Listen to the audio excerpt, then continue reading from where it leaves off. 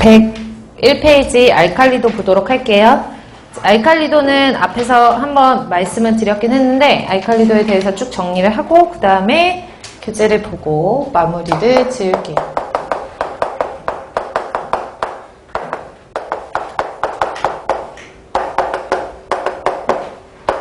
알칼리도의 정의부터 볼까요?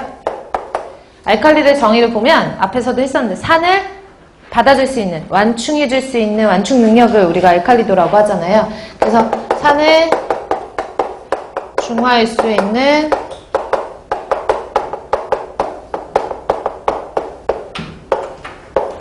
완충 능력을 우리가 알칼리도라고 하죠. 알칼리도를 유발하는 물질은 대표적으로 세 가지. 그러니까 경도도 마찬가지 종류가 많은데 그 중에서 대표적인 거 외웠다면 알칼리도를 유발하는 물질 대표적으로 수산화이온, 중탄산이온, 탄산이온인데요. 이렇게 외우실 땐 수중탄 이렇게 외우시고 자 중탄산이온부터 쓸게요. 탄산이온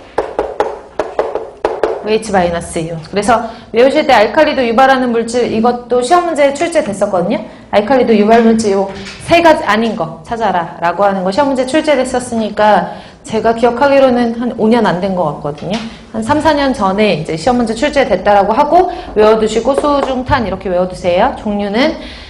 그리고 얘네 보시면은 기억나셔야 되는 그래프가 하나 있으셔야 되는데, 그쵸? 그래서 물의 자연수의 pH를 좌지우지하는 거는 누구와 누구? CO2와 CO3 2-의 그 존재 비율을 가지고 우리가 한다. 그래서 pH가 이제 X축이 pH라고 봤을 때, 외우실 때만 pH가 한 7 정도가 되고, 산성의 5, 알칼리성의 9라고 하면, 이렇게 5에서 9 부근에서 농도가 가장 많아지는 게 누구고? HCO3-고 그 다음에 pH가 9 이상으로 넘어가면 넘어갈수록 가장 많아지는 건 CO3 2-고 pH 11 이상 그러니까 10에서 증가하기 시작해서 11 이상에서 이렇게 증가를 하는 거는 OH-라고 했던 거 기억나시죠?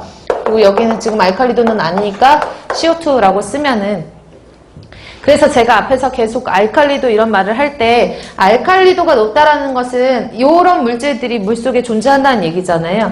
근데 사실은 중탄산이온이 존재하다가도 중탄산이온이 pH가 올라가면서 뭘로 바뀌냐면 CO3-로 바뀌고 CO3-가 pH가 점점 올라가면 OH-를 형성을 하는 거거든요. 그래서 알칼리도가 만약에 중탄산이온도 있고 얘도 있다라고 하는 경우는 있지만 두 개가 겹치는 경우도 있지만 얘가 얘로 바뀌는 거기 때문에 전체 총 알칼리도가 확 증가하는 게 아니에요. 무슨 말인지 가세요? 총 알칼리도의 양이 증가하는 것이 아니라 알칼리도의 종류가 변화하는 거라고 보시면 되는 거예요. 근데 알칼리도에 보면 대략적으로 pH 5에서 9 정도에서는 중탄산 이온이 지배적이고 9 이상에서는 CO3 2-가 지배적이고 pH 11 이상에서는 OH- 이온이 지배적이잖아요. 그쵸? 그래서 pH가 높은 물일수록 알칼리도 유발 물질이 높다라고 해서 pH와 알칼리도는 대체적으로 무슨 관계? 비례관계다라고 제가 설명드렸죠. 그래서 사실은 알칼리도 자체를 물어보는 문제들은 그렇게 많이 출제는 되지는 않는데 이 알칼리도와 pH의 관계를 이용해서 여러 가지 수계에서 나타날 수 있는 이런 환경적인 현상을 물어보는 경우가 많죠.